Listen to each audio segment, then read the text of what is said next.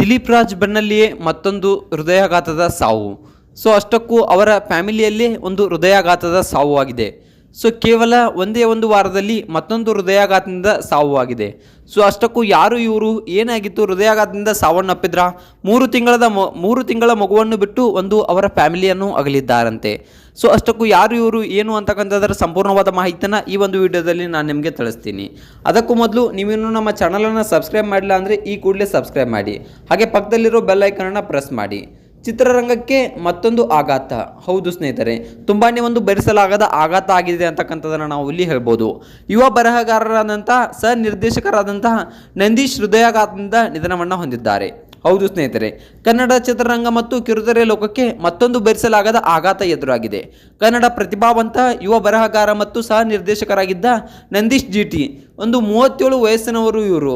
ಅವರು ಇಂದು ಹೃದಯಾಘಾತದಿಂದ ವಿಧಿವಶರು ಆಗಿದ್ದಾರೆ. ಹೌದು ಸ್ನೇಹಿತರೆ, ತೀರ್ಥಹಳ್ಳಿ ತಾಲೂಕಿನ ಮಾಳ್ನೂರಿನಲ್ಲಿರುವ ತಮ್ಮ ನಿವಾಸದಲ್ಲಿದ್ದ ವೇಳೆ ನಂದೀಶ್ ರವರಿಗೆ ತೀವ್ರ ಹೃದಯಾಘಾತ ಸಂಭವಿಸಿದ್ದು, ಚಿಕಿತ್ಸೆ ಫಲಕಾರಿಯಾಗದೆ ಒಂದು ಕೊನೆ ಉಸಿರನ್ನು ಎಳೆದಿದ್ದಾರೆ.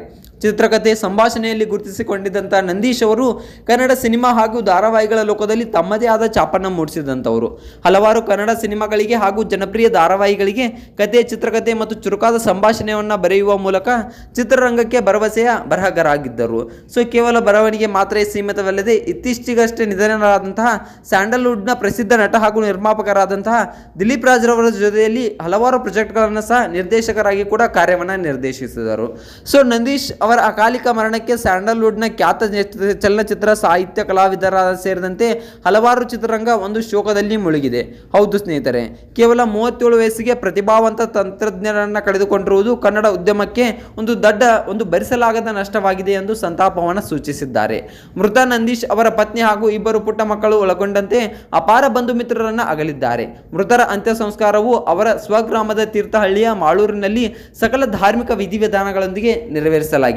ಹೌದು ಸ್ನೇಹಿತರೆ, ಇವರು ಕೂಡ ಒಂದು ದಿಲೀಪ್ ರಾಜ್ ರವರ ಒಂದು ಆಪ್ತ ಸ್ನೇಹಿತರು, ಒಂದು ಕುಟುಂಬ ಸ್ನೇಹಿತರ ತರನೇ ಇದ್ರು.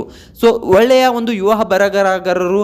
ಹಲವಾರು ಒಂದು ಧಾರಾವಾಹಿಗಳಿಗೆ ಚಿತ್ರಕಥೆಯನ್ನು ಬರೆದಂಥವ್ರು, ಹಲವಾರು ಒಂದು ಧಾರಾವಾಹಿಗಳಿಗೆ ಫಿಲ್ಮ್ ಸಂಭಾಷಣೆಯನ್ನು ಬರೆದಂಥವ್ರು. ತುಂಬಾನೇ ಒಂದು ಒಳ್ಳೆಯ ರೀತಿಯಲ್ಲಿ ಇಬ್ರು ಕೂಡ ದಿಲೀಪ್ ರಾಜ್ ಹಾಗೆ ಇವರಿಬ್ರು ಒಂದು ಪ್ರಾಜೆಕ್ಟ್ ಅನ್ನ ಮಾಡಿದಂಥವ್ರು. ಇದ್ದಕ್ಕಿದ್ದ ಹಾಗೆ ಇವರು ಇವತ್ತು ನಿಧನರಾಗಿದ್ದಾರೆ. ತುಂಬಾ ಅಂದರೆ ತುಂಬ ಕನ್ನಡ ಒಂದು ಚಿತ್ರರಂಗಕ್ಕೆ ಭರಿಸಲಾಗದ ನಷ್ಟವಾಗಿದೆ.